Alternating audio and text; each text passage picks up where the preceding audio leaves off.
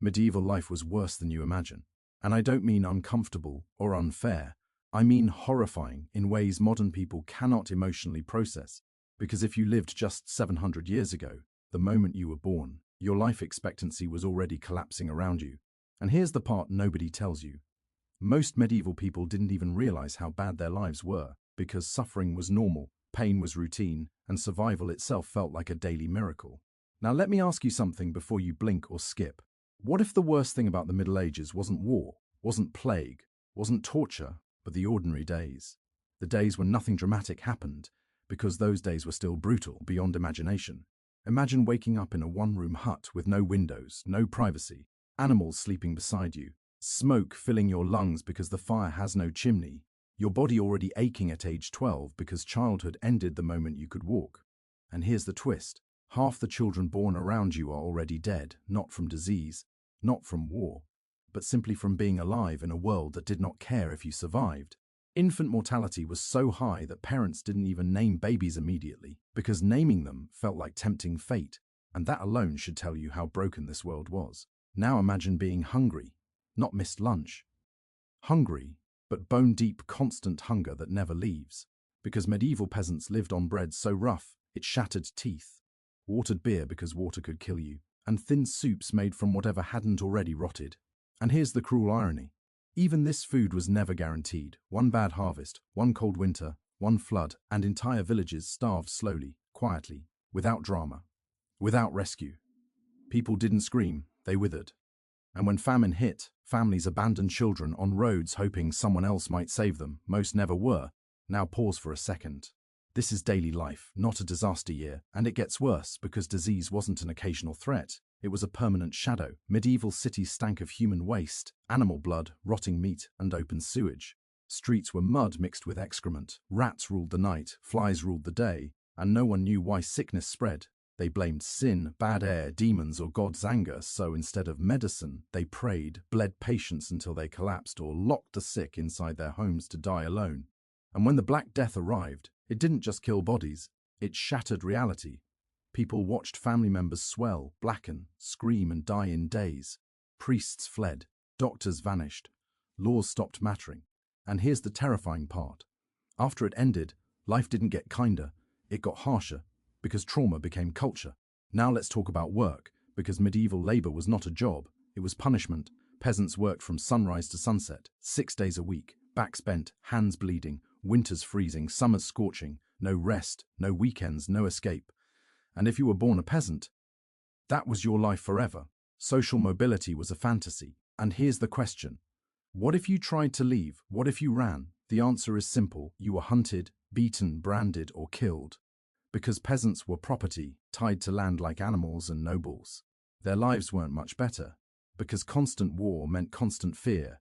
Castles were cold stone prisons, marriages were political traps, children were bargaining chips, and death was always near. Now let's talk about justice, because modern people think medieval punishment was rare. It wasn't. It was entertainment. Public executions were community events. Torture wasn't hidden.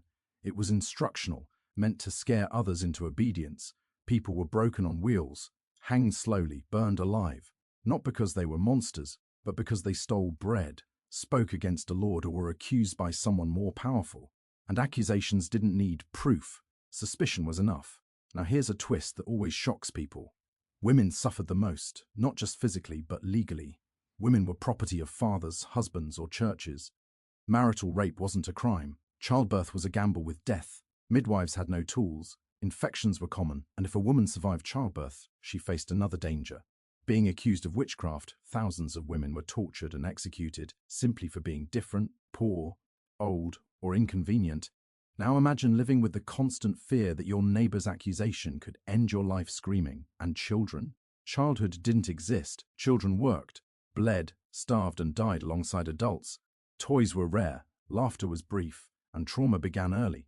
Now here's where it gets darker, because medieval people believed this suffering was deserved. They were taught that life was pain, that joy was suspicious, that happiness might anger God, so they endured quietly, obediently, thinking heaven was the reward for surviving hell on earth, and that belief kept the system alive. Now let me ask you something uncomfortable. What if the Middle Ages weren't dark because of ignorance, but because cruelty was efficient, suffering maintained order, fear created control, and hope was deliberately delayed until death? And here's the final reveal. The part history books soften.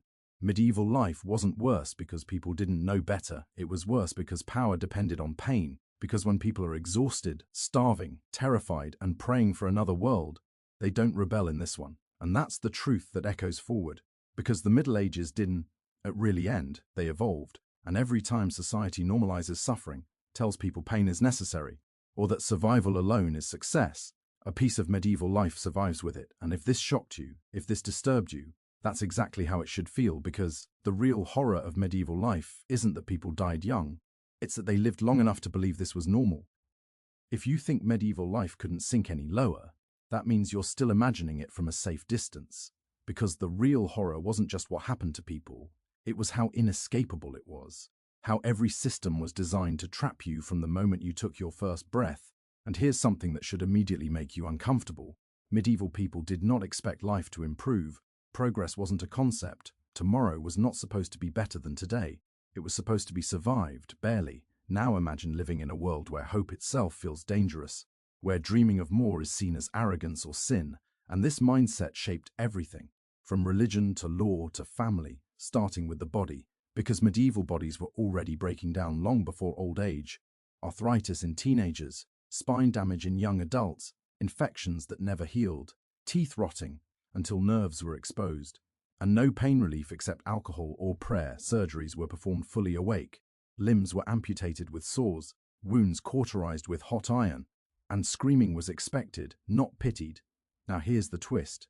Surviving these procedures didn't mean recovery, it meant lifelong disability, because prosthetics were crude, infections common, and anyone unable to work became a burden, and burdens were not treated kindly.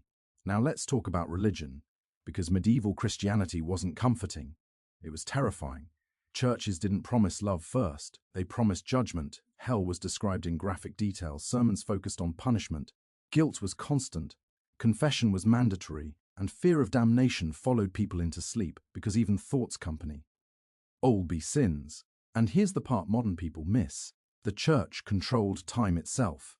Bells told you when to wake, work, pray, marry, celebrate, and mourn.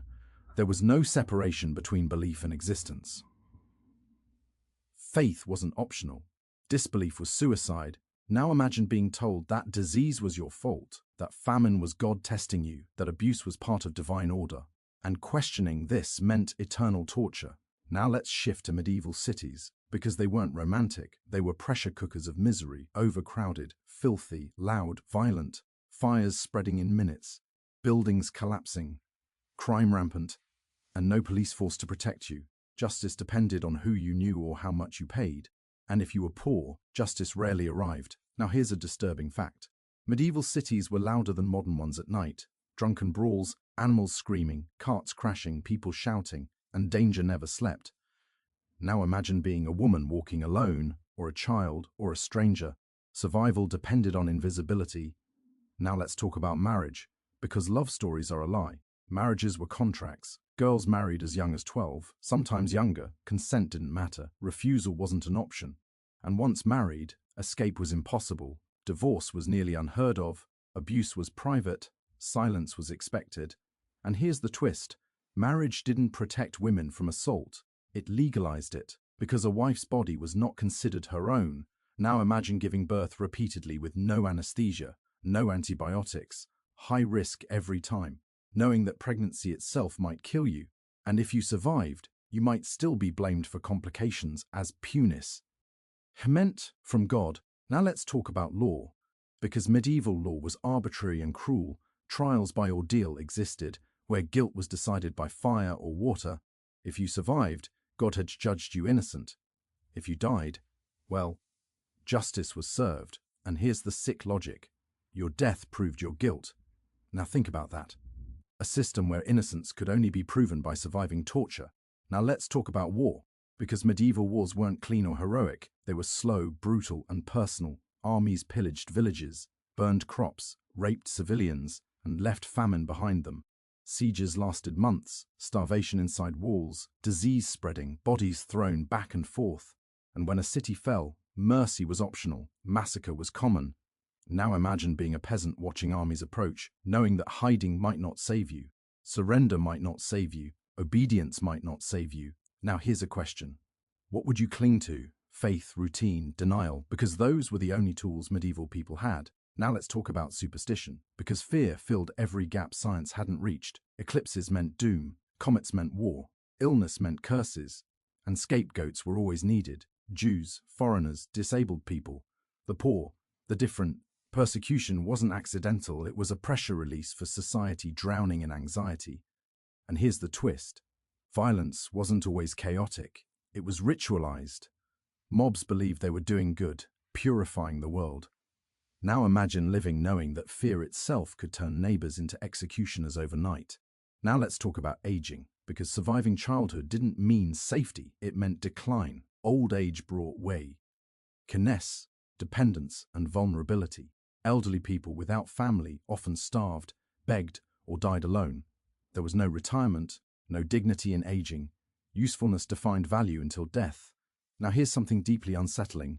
Medieval people were surrounded by death so constantly that it lost meaning. Corpses in streets during plagues, public executions weekly, child graves everywhere, cemeteries overflowing. Death became background noise. And when death becomes ordinary, life becomes cheap. Now pause here, because this is where the real horror reveals itself. Medieval suffering wasn't chaotic. It was normalized, structured, justified, passed down like tradition. Children learned it by watching adults endure silently. Parents taught obedience because rebellion meant extinction, and hope was postponed until heaven because this world was not meant to be fixed. Now here's the emotional twist. Medieval people still laughed, still loved, still told stories, still dreamed quietly. But those moments were fragile, temporary sparks in overwhelming darkness.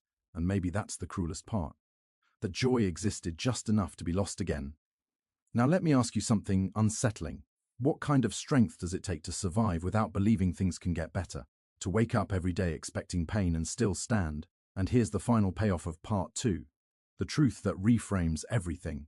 Medieval life wasn't just worse than you imagine because of suffering. It was worse because it trained people to accept suffering as natural law. And once a society accepts that, cruelty doesn't need villains, it runs on autopilot. And that system didn't disappear. It just learned to hide better. And in part 3, we'll expose the final layer, how medieval trauma shaped the modern world in ways you're still living inside right now.